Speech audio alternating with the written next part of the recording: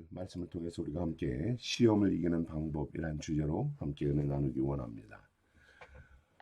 오늘은 5월 5일 어린이날입니다. 우리 생수의 가정들에 있는 자녀들이 주의 평강과 행복과 즐거움이 더욱 넘치기를 축복합니다. 오늘 말씀은 예수님께서 시험을 받는 말씀입니다.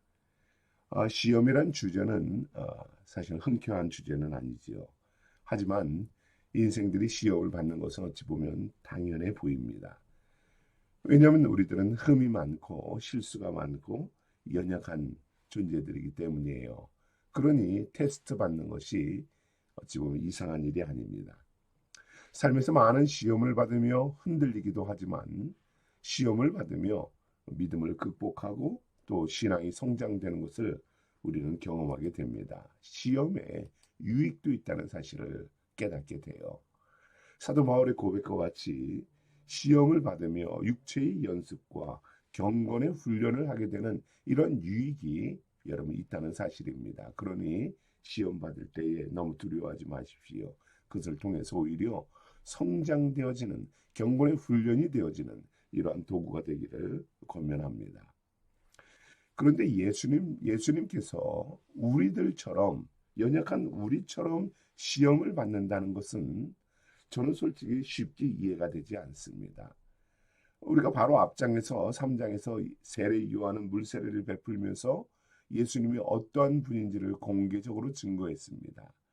세례 요한은 광야에서 자신이 증거한 분이 예수님이라고 했어요. 그리고 그분은 성령과 불로 세례를 주시는 분으로 소개되었습니다. 또한 세례터에서 모여있던 무리들은 주님께서 세례를 받을 때 성령의 충만히 임재하는 것을 목격했어요. 얼마나 황홀하고 놀라운 일입니까?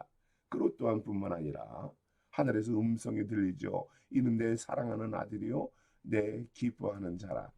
하나님의 음성을 듣는 역사가 있었습니다. 충격적인 사건이에요.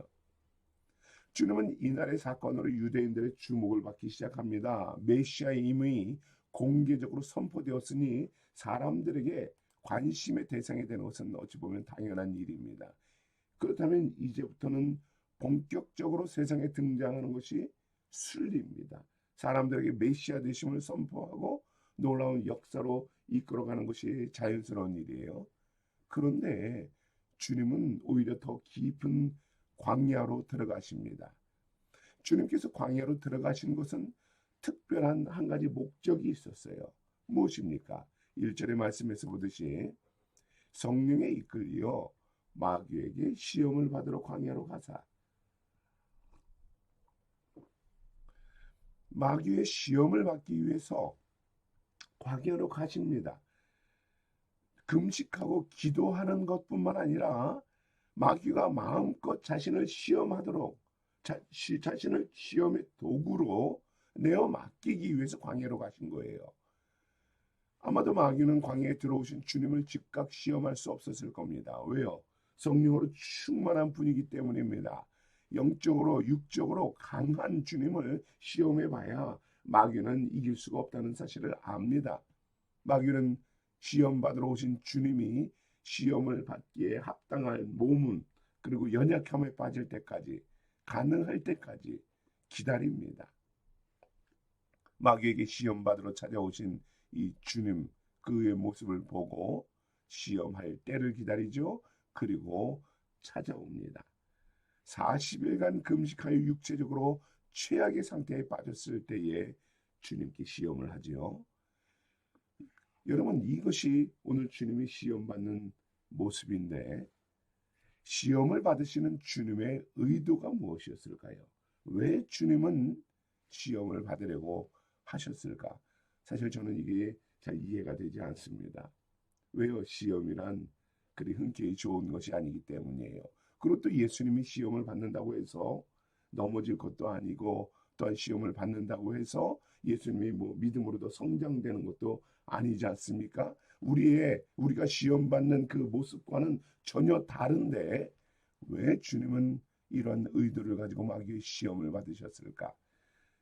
주님의 사역은 영적 싸움이었기 때문이 아닌가 싶습니다. 주님은 인간의 몸을 입으셨다는 이 사실을 또한 증명한 것이 아닌가 싶습니다. 사역을 시작하시면서 사단의 권세를 물리치시고 앞으로도 사단의 권세를 이기신다는 이런 선언이 아닌가 싶습니다.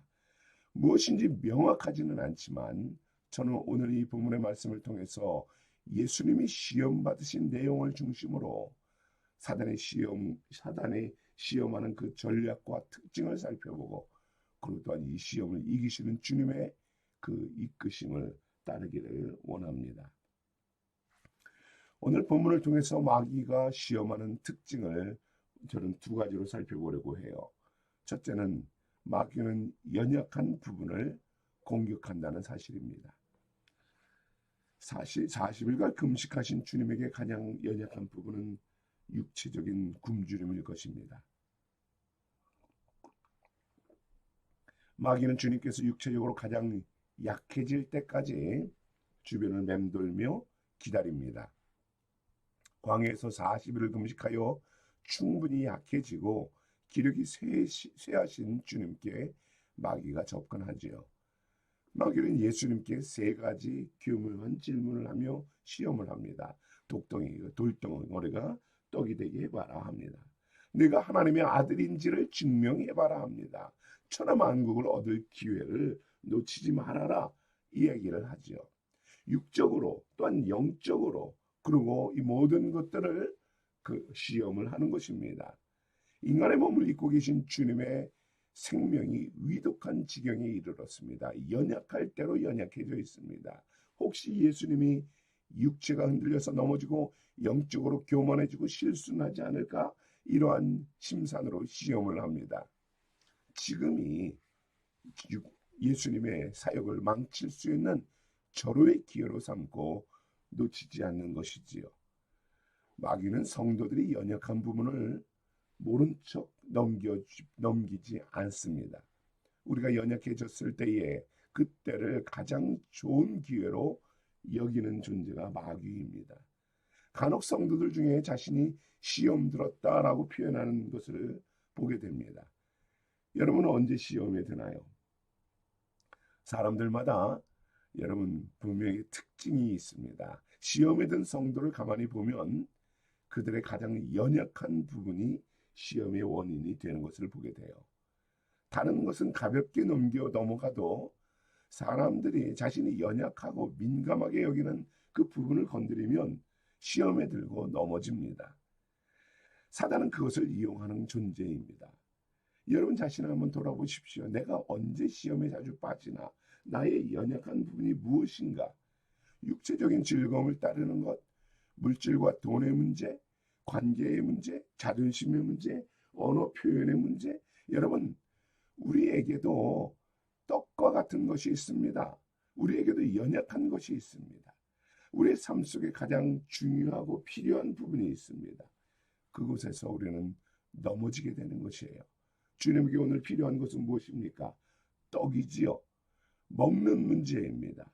이때 주님께서 뭐라고 말씀합니까? 사람이 떡으로만 사는 것이 아니요 하나님의 입으로 나오는 모든 말씀으로 살 것이다 선포하십니다.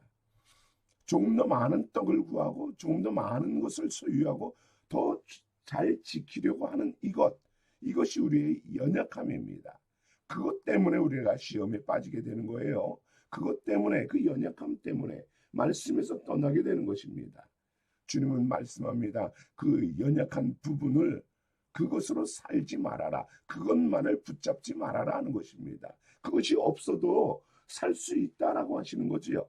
그것으로 사는 것이 아니라 하나님의 입에서 나오는 말씀으로 살아야 한다는 것입니다.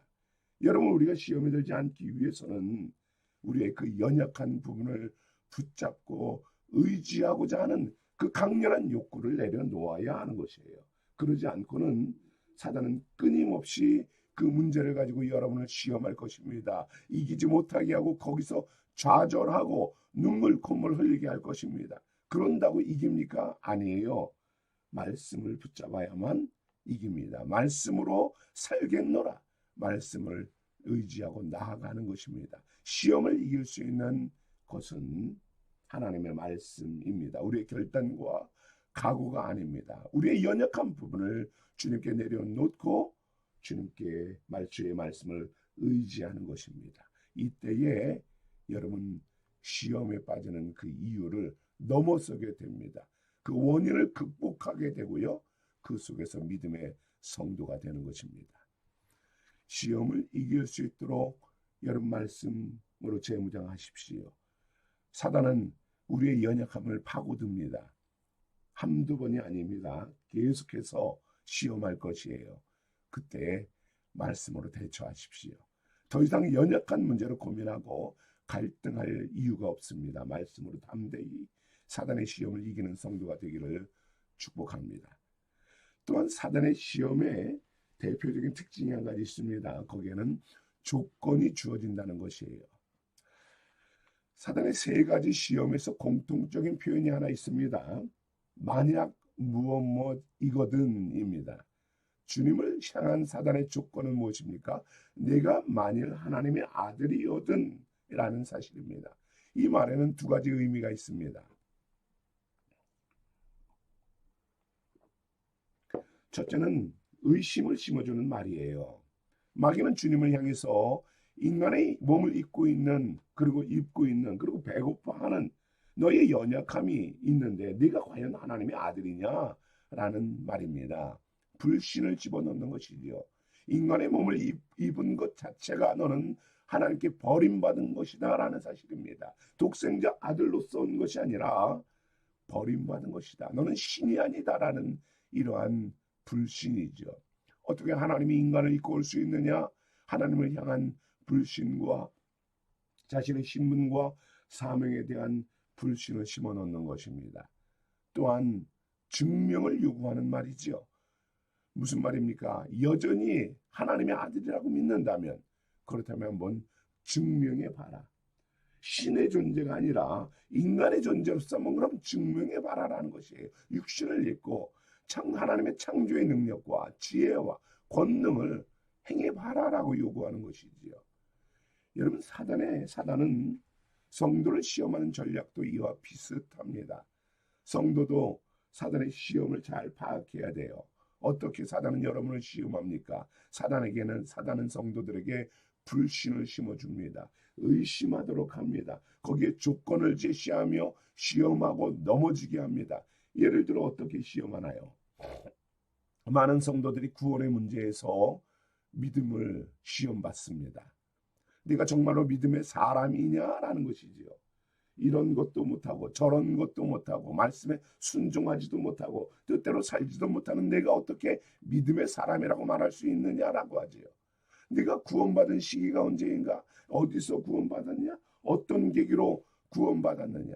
구원받았다는 것을 증명해 보라라고 흔들어댑니다. 여러분 그러나 구원은 어떻게 받았습니까? 우리가 예수 그리스도를 마음으로 믿고 입으로 시인하여 받은 것이 하나님의 은혜요, 하나님의 선물인 구원 아닙니까?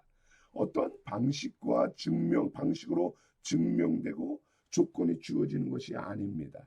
성도는 구원받은 은혜에 감사함으로 구원받은 자의 삶을 살아가면 되는 것이지 그 조건 때문에 구원받은 것이 아닙니다. 믿음의 삶을 합당하게 살아가는 것뿐입니다. 말씀에 순종하는 것뿐입니다. 은혜 받은 자로서 선한 삶을 증명하며 살아가는 것이지 선하게 내가 살았기 때문에 구원받은 것은 절대로 아니라는 사실입니다. 구원의 은혜를 선물로 주신 주님을 찬양합니다. 여러분 구원의 불신에 듭니까? 여러분 그 시험에 넘어지지 마십시오. 나의 존재는 구원받아도 크게 달라지지 않을 수 있어요. 그렇다고 내 구원이 사라지는 것은 아닙니다. 하나님이 여러분을 택하시고 구원하셨다는 이 사실만은 분명히 붙잡기를 소망합니다. 또한 사단은 어떻게 시험합니까? 여러분 내가 하나님의 자녀됨을 의심하게 하죠. 대부분의 성도들은 하나님을 아버지라고 고백을 해요. 그죠? 그러나 자신의 신분이 하나님의 아들이요 딸이라는 사실에 사실 많은 이들은 부담감을 느낍니다. 기도를 할 때는 하나님 아버지라고 표현하며 사용하지만 정말로 내가 하나님과 부자의 관계를 맺고 살아내지 못하는 이유로 인하여서 삶 속에서 하나님을 아버지처럼 섬기고 하나님 동행하지 못합니다. 왜 그렇습니까? 부모와 자녀의 관계는 사랑의 관계예요. 그런데 하나님을 향한 나의 사랑이 충분하지 못합니다. 그러니 내가 어떻게 하나님을 아버지라고 고백하며 살 수 있는가 이렇게 고민하는 거죠. 또한 하나님의 뜻대로 살아가지 못하는 내가 어떻게 하나님의 자녀라고 말할 수 있는가라고 고민합니다. 사단은 이런 갈등에 부딪히는 성도를 찾아와서 시험하고 흔들어댑니다. 네가 만일 하나님의 아들이 되었다면, 아들이라면 돌이 떡덩이가 되게 하는 능력을 발휘해봐라라는 것이지요. 삶에서 사랑을 실천해 보아라. 생존을 위해서 기적을 일으켜 보아라. 너의 기도가 응답되지 않는 것은 네가 하나님의 사랑을 받지 않는 것 아니냐. 네가 하나님의 자녀가 아니기 때문이 아니냐라는 이야기입니다. 이런 능력도 없고 자녀된 삶을 살아가지도 못하면서 어떻게 하나님의 자녀라고 말할 수 있느냐 반문합니다. 하나님을 사랑하지 않으면서 어떻게 하나님의 사랑을 받았다고 생각하느냐?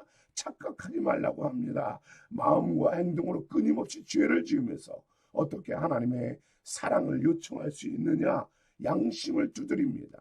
윤리적, 도덕적으로 불합격한 인생이 어떻게 말씀을 믿는 사람이라고 말할 수 있느냐? 교회에 덕이 되지도 않는다. 말씀과 일치되지도 않는다. 믿음에서 떠나라라고 요구하죠. 결국 어디까지 나아가게 합니까? 하나님께서 나를 당신의 자녀 삼으시고 사랑의 진리로 사랑하시는 이 진리를 거부하고 불신하게 하는 데까지 이르릅니다. 여러분, 하나님의 자녀된 모습을 증명해 보라는 이 시험에 대부분 사람들은, 성도들은 좌절합니다. 시험에 빠집니다. 왜요?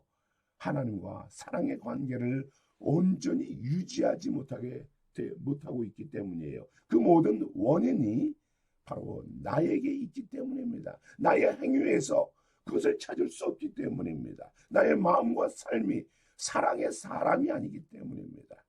이것을 이용하는 게 사단의 전략입니다. 사단의 요구와 시험은 불신과 부정을 전제로 합니다. 하나님의 사랑과 믿음을 증명할 수 없습니다. 우리는 그만한 능력과 지혜도 없고 삶도 살아가지 못합니다. 사단은 우리의 이 연약한 부분을 가지고 공격하고 조건을 제시하죠. 믿음과 사랑을 증명해 보라 합니다. 하지만 여러분, 우리가 구원받고 사랑받은 것, 이것은 우리의 행위가 아니지요. 은혜입니다. 그 은혜로 우리가 구원받고 사랑받고 그 사랑 안에서 하나님의 자녀로 살아가게 하는 것이죠. 하나님을 사랑하는 삶을 증명해 보이는 것이 아닙니다. 말씀으로, 믿음으로 하나님을 사랑을 바라보며 살아가는 것이에요. 내가 이렇게 살아가지 못함에도 나를 끊임없이 사랑하시는 하나님을 바라보고 의지하는 것이에요. 이것이면 되는 것입니다. 우리는 한없이 부족하고 연약하지만 당신의 생명을 버리시면서까지도 우리를 사랑하신 주님을 바라보는 것입니다. 주의 말씀을 의지할 때에, 이렇게 주님을 바라보며 나아갈 때에 시험하는 사단에게 시험하지 말라라고 담대히 외칠 수 있는, 선포하게 되는 것입니다. 나는 부족하지만 오직 하나님만을 경배하고 섬기며 사랑하며 살겠노라 고백하며 나아가는 것입니다. 사랑하는 성도 여러분, 사단의 시험을 이기는 비결은 말씀뿐입니다. 우리의 지혜와 능력, 경험으로는 백전백패입니다. 오직 하나님의 말씀만이 사단에게서 우리를 지킬 수 있다는 사실을, 이것을 기억하시고 믿으시기 바랍니다. 말씀으로 전신갑주를 입고 더욱 말씀을 무장되어지고 묵상하며 그 말씀으로 하나님의 향한 믿음과 사랑과 그리고 사단의 유혹과 시험을 이기는 생수의 성도들이 되기를 축복합니다. 우리 함께 기도하겠습니다.